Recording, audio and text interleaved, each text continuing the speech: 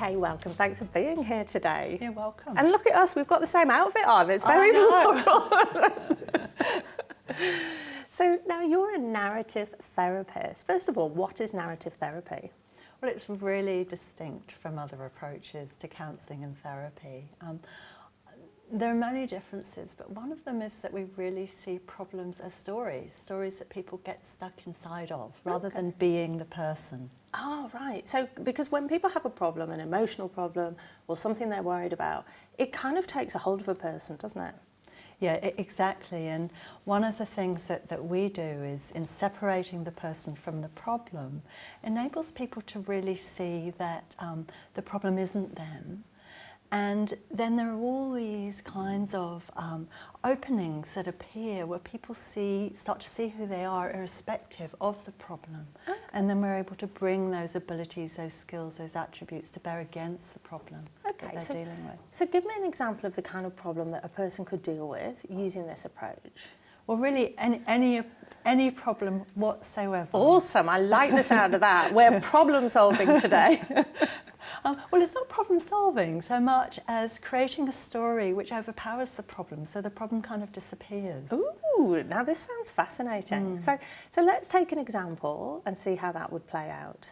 I work a lot with children and families, as well as with adults, and also sometimes with couples. And one of the problems that children deal with a great deal is fear. Yeah. And there is a kind of epidemic of anxiety. We're hearing that all the time at the moment, from every angle. Yeah. And with younger children, so the sort of 7 to 9 year old age range, that's often things like being scared to go to bed on their own, frightened of the dark, refusing to go to school. Yeah. And what I'll do with that is I'll sit with a family, and I'll first of all ask for stories about that child or young person that have nothing to do with the problem. I'll ask them about what's wonderful about the child that I'm working with. And then we'll bring those abilities to bear against the problem, which will be named in whatever way really fits for that person. Okay. So say, for example, so a child, afraid of the dark, or as I was afraid to go up the stairs in our house to go to bed because they were dark. Yeah. So they would talk about some sort of positive story, like anything, like what, for example?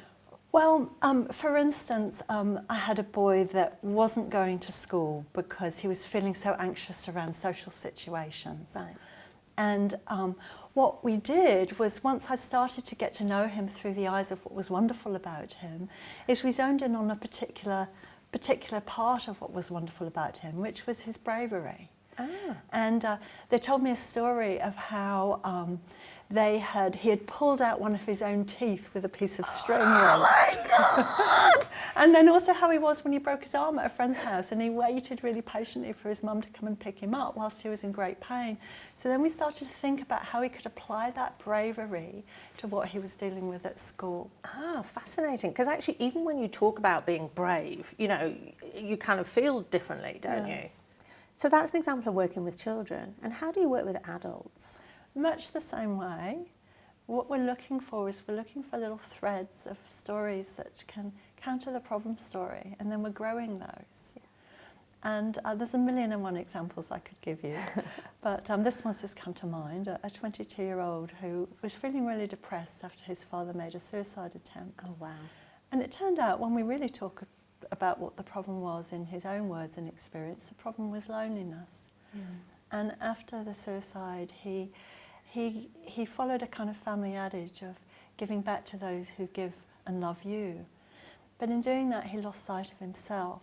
So this became about challenging ideas about masculinity and what it is to care for yourself as a man. Wow. And he started to really talk about his life with his colleagues, with his friends, in a way that he never had. And that actually made a really big difference in the community of men around him. Yeah.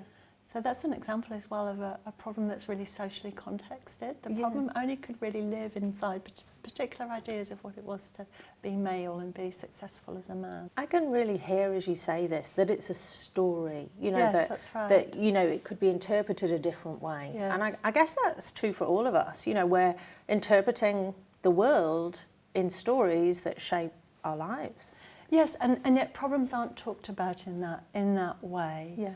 So, so the stories that we create which counter the problem story are just as real as the problem, but we relate to problems as real because they've been talked about in a negative way, which gives them a power and purchase. That stories that are perhaps more positive or more alive or speak more to who we are and what we're proud of in ourselves don't necessarily have. Yeah. Why do we relate to problems as though they're real?